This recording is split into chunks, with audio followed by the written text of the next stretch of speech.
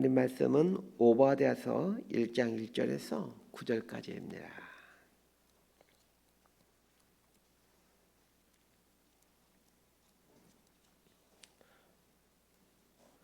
오바댜 1장 1절에서 9절까지 말씀 번갈아가며 읽습니다. 제가 먼저 읽겠습니다. 오바댜의 묵시라. 주 여호와께서 에돔에 대하여 이와 같이 말씀하시니라. 우리가 여호와께로 말미암아 소식을 들었나니 곧 사자가 나라들 가운데 보내심을 받고 이르기를 너희는 일어날지어다. 우리가 일어나서 그와 싸우자 하는 것이니라. 보라, 내가 너를 나라들 가운데 매우 작게 하였으므로 내가 크게 멸시를 받느니라. 너의 마음의 교만이 너를 속였도다.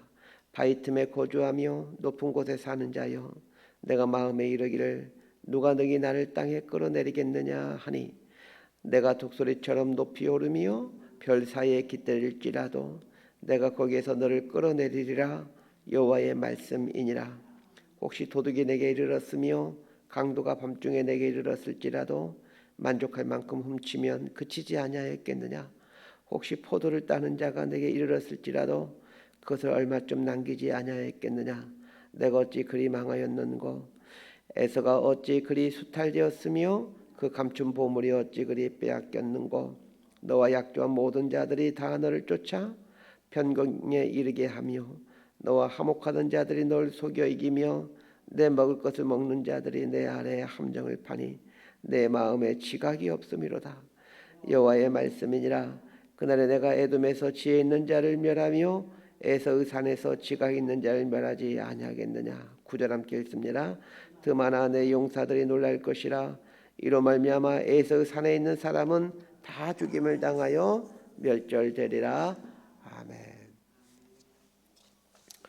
오바댜서는 선지서 중에 가장 짧은 성경이기에 많은 관심을 받지 못하는 성경입니다. 더군다나 대부분의 선지서가 이스라엘에 대한 예언인 반면에 오바댜서는 에돔이라는 나라에 대한 예언입니다.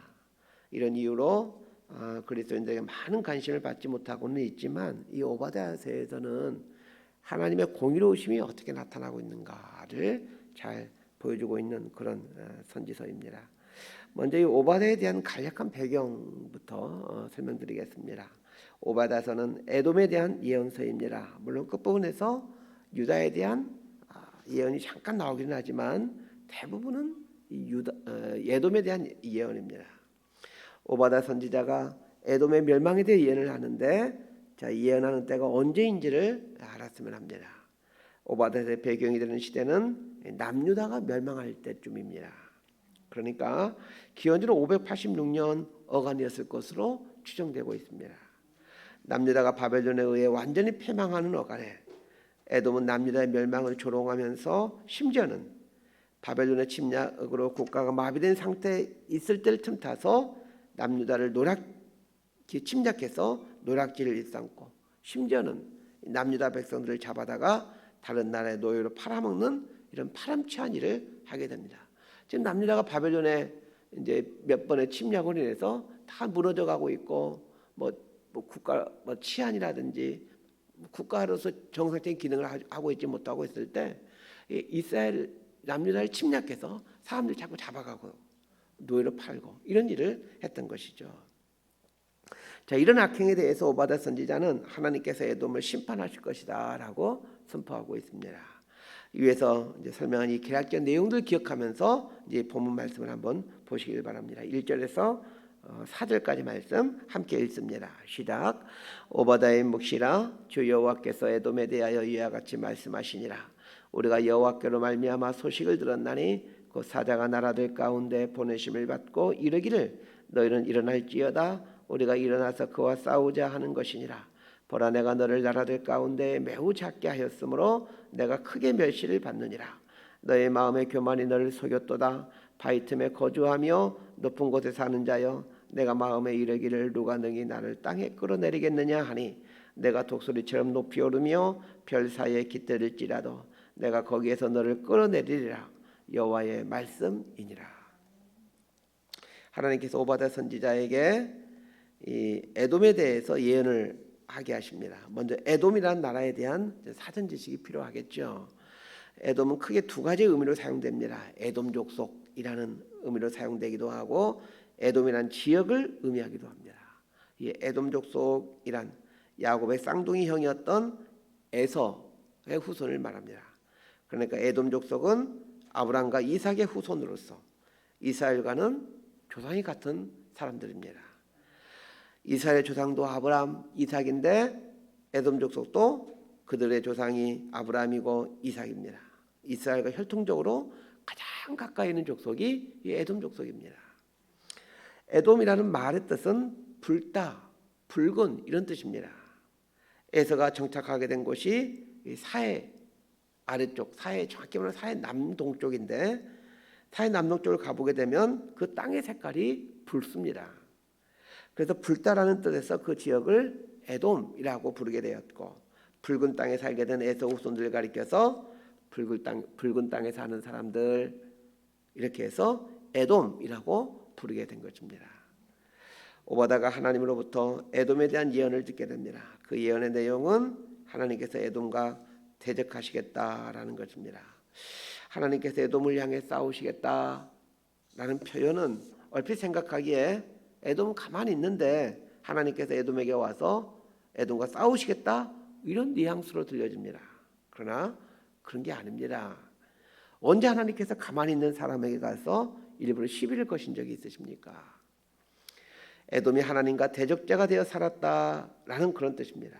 그런데 에돔이 하나님과 대적하게 되었다라는 말은 우리가 생각하는 것처럼 에돔이 하나님께 가서 하나님 우리하고 한번 붙어보시죠 이렇다는 말이 아닙니다. 하나님과 대적한다라는 말은 하나님이 싫어하신 일을 한다라는 뜻입니다. 그렇다면 우리도 마찬가지입니다. 우리 그리스도인들은 하나님과 대적하겠다는 생각을 전혀 하질 않습니다. 누가 예수 믿는 사람 중에 하나님과 대적해야 되겠다 이 생각하는 사람이 있겠습니까? 그러나 실제로는 하나님이 싫어하는 일을 함으로 하나님과 대적하는 삶을 삽니다.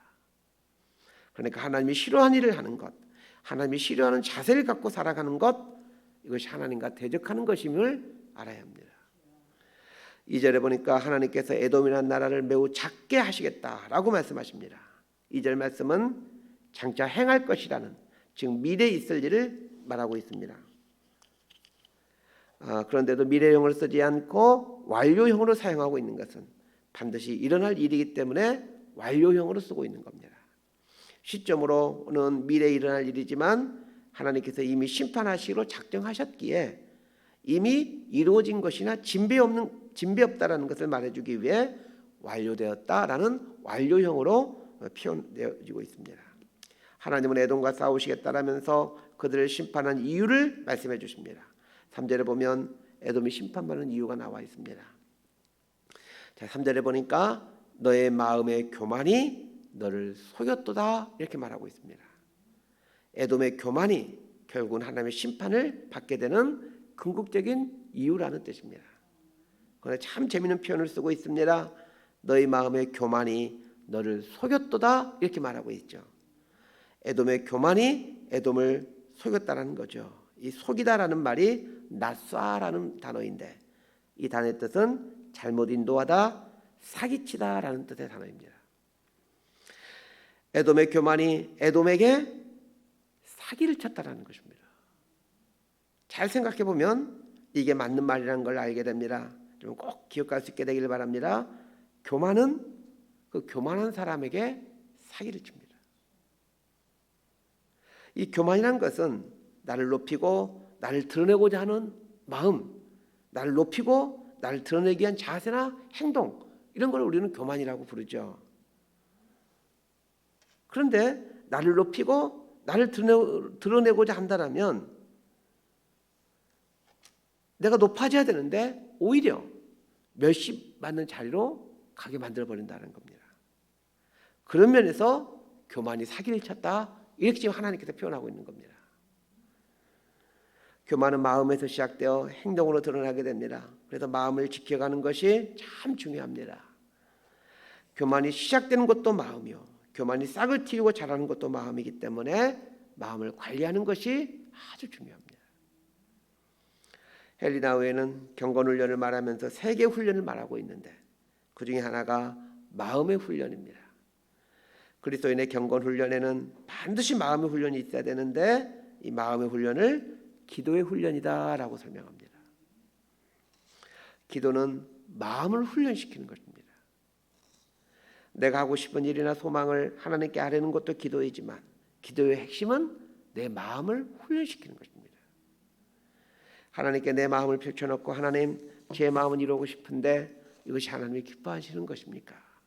하나님 제 마음이 상해서 제 생각 같아서는 복수해야만 속이 시원할 것 같은데 어떻게 하는 것이 하나님의 뜻입니까? 하나님 제 마음이 낭망되어 있습니다. 이 낭망된 마음이 저를 너무 힘들게 합니다. 제 마음을 붙들어 주어서 마음이 본래 있어야 될 곳으로 갈 수 있도록 인도해 주십시오. 자, 이렇게 마음을 훈련시켜 가는 것이 기도입니다. 그런데 우리 그리스도인들이 기도를 마음의 훈련을 위한 장으로 이해하지 않고 욕망을 표출하는 장으로 생각합니다. 하나님 이것도 이루어지게 하시고 저것도 이루어지게 하시고 이것도 주시고 저것도 주시고, 이것은 욕망의 표출에 지나지 않습니다. 그런데 에돔이 왜 교만해진지 아십니까? 3절 중반절에 보면 바위 틈에 거주하며 높은 곳에 사는 자여 이렇게 말하고 있습니다.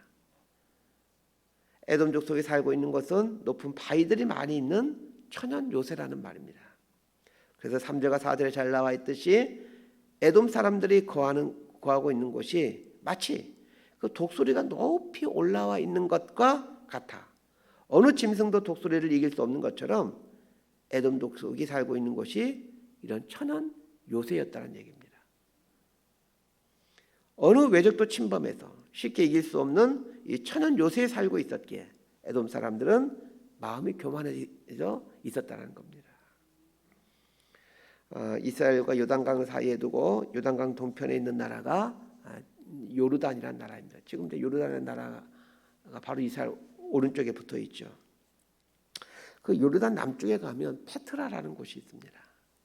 에돔은 페트라가 있던 지역이거나 혹은 페트라가 있는 곳으로부터 약간 몇 킬로 정도 아래에 있는 곳으로 추정되어지고 있는 그런 곳이었습니다. 사실 에돔은 성경에만 나와 있지 지금은 그런 나라가 흔적도 없이 사라져 버렸기 때문에 어디인지는 알 수가 없죠. 그렇지만 요르단에 있는 페트라나 혹은 페트라로부터 약간 남쪽에 있는 그곳으로 추정되어지고 있습니다. 이 페트라라는 곳은 인디아나 존스의 최후의 성전편 그 영화의 배경이 되는 곳이기도 하는데, 이 페트라는 쉽게 설명하면 바위로 된 천연 요새입니다. 이 나바테아 왕국의 수도였던 곳인데 이곳에 들어가기 위해서는 그 2-3m의 넓이의 그 좁고 좁은 길을 따라서 한 1km 정도를 가야 이 왕국에 도달하게 됩니다. 이 페트라에 가보게 되면 한 사람 서너 명이 갈 수 있는 그 좁은 길이는데 이 양 옆으로는 한 100m 정도의 높이의 절벽들이 양쪽 바위 절벽들이 있습니다. 한번 생각해 보십시오. 이런 길을 한 1km를 통과해야 나바테아 왕국의 왕국에 들어갈 수 있기 때문에 적군이 들어오게 되려면 이 2-3m의 좁은 폭을 따라 계속 와야 되는데 이곳만 지키고 있으면 절대 나바테아 왕국은 이 페트라는 점령될 수가 없습니다. 이 에돔 족속이 살았던 에돔 지역이 이 페트라와 같은 천연 요새 지역입니다. 그러다 보니 에돔 사람들은 어느 누구도 우리를 침범할 수 없고 우리를 무너뜨릴 수 없다 이렇게 자신만만해하며 교만해 있었던 것입니다. 자, 그런데 에돔 사람들이 그 에돔 지역이라는 천연 요새를 갖고 있기에 마음이 교만해졌던 것처럼 오늘 우리 시대 사람들이 생각하는 요새는 무엇입니까? 돈이고 좋은 집이고 보험이고 이런 것이지 않겠습니까? 크고 좋은 집이 나의 삶을 책임져 줄 것이라고 생각합니다. 자, 이런 게 교만입니다. 이런 마음의 교만이 사기를 쳐서 에돔 사람들을 잘못된 길로 인도했던 것처럼 오늘 우리 시대 이런 교만이 우리들의 인생에 대해 사기를 칩니다. 그리고 더 나아가 이런 교만이 하나님을 대적하는 행동이라는 것을 전혀 모르고 있습니다. 하나님께서 교만하는 에돔 족속을 심판하시겠다고 하시면서 내리신 심판이 나라들 가운데서 작게 하겠다라는 것입니다. 교만은 패망의 선봉이고 넘어짐의 앞잡이입니다. 험한 것을 인생의 요소로 삼고 살아가는 인생과 나라는 반드시 패망하게 되고 또 반드시 무너지게 되어 있습니다. 그건 우리나라도 예외가 될 수 없고 우리 그리스도인들이라고 또 예외가 될 수 없습니다. 변할 수 없는 하나님의 원칙이고 법칙입니다. 제가 돌맞을 각오를 하고 예언을 합니다. 이 나라의 교회가 바뀌지 않는다라면, 이 나라의 그리스도인들이 바뀌지 않는다라면 우리나라는 점점 작아질 겁니다. 교회와 그리스도인들이 하나님을 믿는다 하지만 실은 돈을 요소로 삼고 단속으로 삼고 있습니다. 이게 교만이라는 것을 알지 못합니다. 그런데 그 교만은 반드시 우리를 잘못된 길로 인도하게 되어 있습니다. 그러면 겸손이란 무엇입니까? 오직 하나님만이 내 삶의 반석이시오 요셉을 믿고 하나님을 의지하는 것입니다. 자, 5절에서 9절까지 말씀 함께 읽습니다. 시작. 혹시 도둑이 내게 이르렀으며 강도가 밤중에 내게 이르렀을지라도 만족할 만큼 훔치면 그치지 아니하였겠느냐? 혹시 포도를 따는 자가 내게 이르렀을지라도 그것을 얼마쯤 남기지 아니하였겠느냐? 내가 어찌 그리 망하였는고? 에서가 어찌 그리 수탈되었으며 그 감춘 보물이 어찌 그리 빼앗겼는고? 너와 약조한 모든 자들이 다 너를 쫓아 변경에 이르게 하며 너와 화목하던 자들이 너를 속여 이기며 내 먹을 것을 먹는 자들이 내 아래에 함정을 파니 내 마음에 지각이 없음이로다. 여호와의 말씀이니라. 그날에 내가 에돔에서 지혜 있는 자를 멸하며 에서의 산에서 지각 있는 자를 멸하지 아니하겠느냐? 드마나 내 용사들이 놀랄 것이라. 이로 말미암아 에서의 산에 있는 사람은 다 죽임을 당하여 멸절되리라. 이 5절에서 9절은 에돔이 점점 작아져 간다라고 했는데 어떻게 작아져 가다가 멸망하게 되는지를 설명하고 있는 내용입니다. 5절 말씀은 도둑이 집에 들어오면 좋은 걸 다 가지고 가듯이 에돔에 도둑이 들어온다는 겁니다. 여기서 말한 도둑이란 이방 민족의 침입을 말합니다. 실제로 오바다가 예언한 때로부터 그리 오래 지나지 않아 바벨론의 마지막 통치자였던 나보니두스에 의해 에돔은 거의 멸망 상태에 이르게 되고 이후에 아라비아에 의해서 거의 초토화되어 버리게 되고 그 이후에 로마 제국에 의해서 역사에서 완전히 사라져 버리게 됩니다. 하나님께서 말씀하신 것처럼 에돔은 정말로 점점 작아지더니 결국에는 소멸해 버리고 말았습니다. 에돔 족속은 수많은 상인들이 지나가는 길목에 있는 나라였기에 그 왕의 대로가 지나가는 길목에 있는 나라였습니다. 이 왕의 대로는 저 메소포타미아 문명권과 이집트 문명권의 상인들이 오가는 그런 중요한 길목이었는데 그 길목상에 있는 나라였기에 상당한 부를 축적한 나라가 이 에돔이라는 나라입니다. 지형적으로는 천연 요새를 갖고 있지 무역으로 인해 상당한 부를 축적하였지 그러니 마음이 높아질 수밖에 없었습니다. 그런데 하나님께서는 도둑이 와서 기존품을 다 쓸어가듯이 그렇게 바벨론의 침략으로 또 아라비아의 침략으로 결국 로마 제국의 침략으로 각종 보물을 다 가져가고 요새들을 무너뜨려 버립니다. 이 페트라는 곳도 가봤더니 페트라도 로마 제국 때 결국 무너지게 됩니다. 에돔 족속이 점점 작아지는 과정 중에 나타난 일을 설명하면서 7절에 보니까 내 먹을 것을 먹는 자들이 내 아래에 함정을 팠다 이렇게 말하고 있습니다. 에돔 족속에게 도움을 받던 나라들이 에돔을 배신했다라는 얘기입니다. 그러면서 에돔을 향하여 지각이 없기 때문이다라고 설명하고 있습니다. 에돔에게 도움을 받던 사람들이 에돔을 무너뜨리기 위해 함정을 파고 있었음에도 불구하고 그걸 알아차리지 못한 것은 에돔이 지각이 없기 때문이라는 겁니다. 교만해지면 이 분별력, 지각 능력이 사라집니다. 교만해지면 사람을 볼 줄 아는 능력이 사라지고 일의 옳고 그름을 분별하지 못하게 됩니다. 그래서 교만한 사람들 옆에는 자꾸 아부하는 사람들이 모여들게 되죠. 왜 그럴까요? 보통 사람들 눈에는 아부하는 사람들이 금방 분별이 되지만 마음이 교만해지면 아부하는 사람들이 파고 있는 함정을 분별하지 못하기 때문입니다. 결국 아부하는 사람들이 파놓은 함정에 빠져 패망하게 되는 것입니다. 말씀 정리합니다. 하나님을 대적한다는 것은 특별한 것이 아닙니다. 하나님이 싫어하는 일을 하는 것, 하나님이 싫어하는 자세를 갖고 사는 것을 말합니다. 하나님께서 가만히 있는 나를 대적하기 위해서 오시는 게 아닙니다. 내가 하나님을 대적하는 것뿐입니다. 하나님을 인생의 요새와 반석으로 삼지 않고 내가 가지고 있는 소유물, 자리와 같은 것을 요새와 반석으로 삼고 살아가는 것, 그것이 교만입니다. 하나님을 내 인생의 반석과 요새로 삼고 있다라면 하나님을 추구하는 삶을 살 것이고, 돈과 자리를 내 인생의 반석과 요새로 삼고 있다라면 돈과 자리를 추구하는 삶을 살게 될 겁니다. 나의 인생의 반석과 요새가 무엇인지는 내가 뭘 추구하며 살고 있는지를 보면 금방 알 수 있습니다. 여러분은 뭘 추구하며 살고 계십니까? 무엇이 내 인생을 견고하게 만들어 놓을 것이라고 생각하고 계십니까? 허망한 것을 인생의 요새와 반석으로 삼고 살아간다면 반드시 그 인생은 점점 작아짐으로 소멸한 인생으로 끝이 나게 됩니다.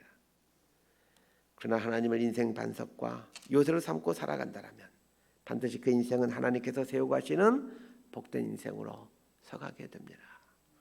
이런 복된 인생 살게 되는 저와 여러분의 삶이 되기를 진심으로 소망하고 축복합니다. 기도하겠습니다.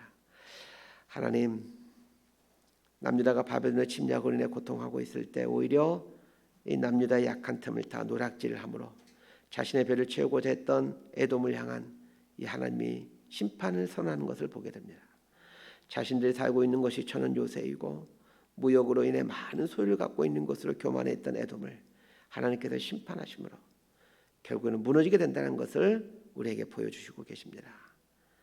가만히 있는 나에게 하나님이 오셔서 대적자가 되는 것이 아니라 내 안에 있는 교만이, 내 안에 있는 헛된 욕망이 나를 교만하게 하여 하나님의 대적자로 살아가게 한다는 것을 깨닫고 헛된 것을 인생 반석, 인생 요새로 삼고자 했던 이 미련함을 버리고 영원하신 하나님을 인생 요새, 반석으로 삼고 하나님 구하며 살아가는 저희가 되게 하여 주옵소서.